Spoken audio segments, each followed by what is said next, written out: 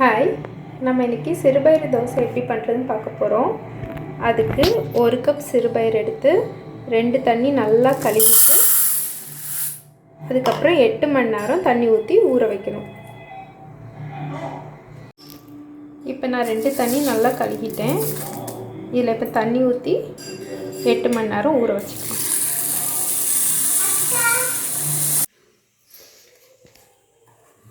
இப்போ இந்த சிறுபயிறு 8 மணி நேரம் நல்லா ஊறிடுச்சு. நீங்கள் ஓவர் நைட் கூட ஊற வச்சுக்கலாம்.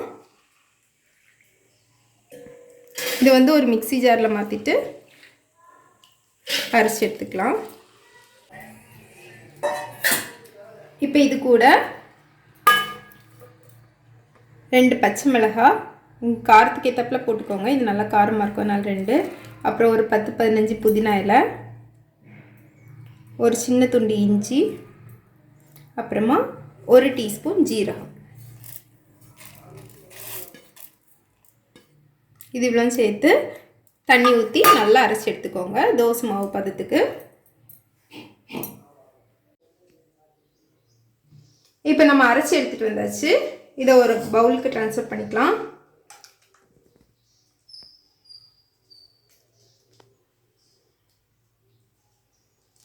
உங்களுக்கு வேண்டிய திக்னஸ்க்கு நீங்கள் தண்ணி ஆட் பண்ணிக்கோங்க. அடை தோசை மாதிரியும் சுடலாம், நம்ம சாதா தோசை மாதிரியும் சுடலாம். இப்போ இதில் உப்பு ஆட் பண்ணிக்கலாம்.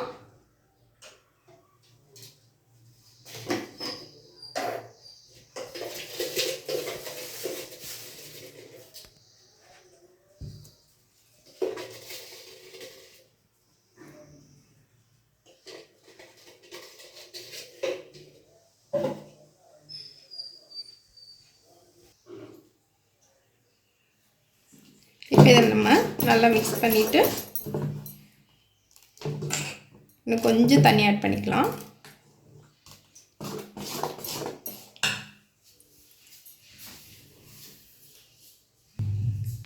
இப்போ நான் மிக்ஸி கப்பை அலசி அந்த தண்ணியை சேர்த்துக்கிறேன்.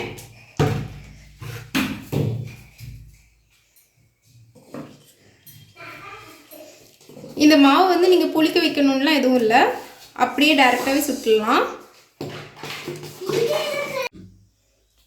ஒரு தோசைக்கல் வச்சு அதில் எண்ணெய் தடவிக்கலாம்.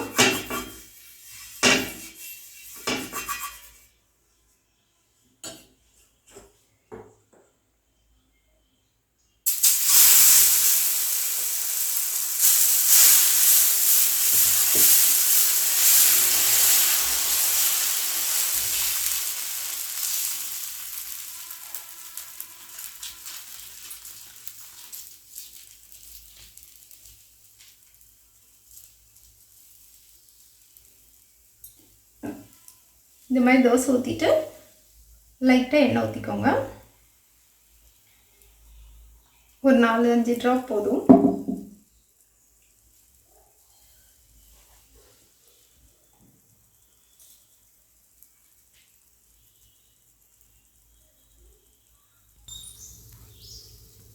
ஒரு சைடு வெந்த உடனே நம்ம திருப்பி போட்டுக்கலாம்.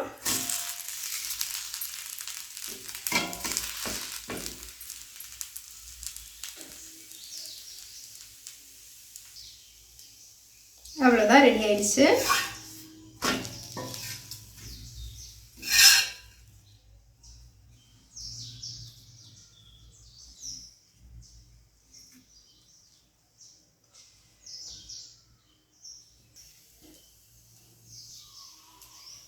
இந்த தோசை தேங்காய் சட்னி கூட சூப்பராக இருக்கும். ட்ரை பண்ணி பாருங்கள். தேங்க்யூ.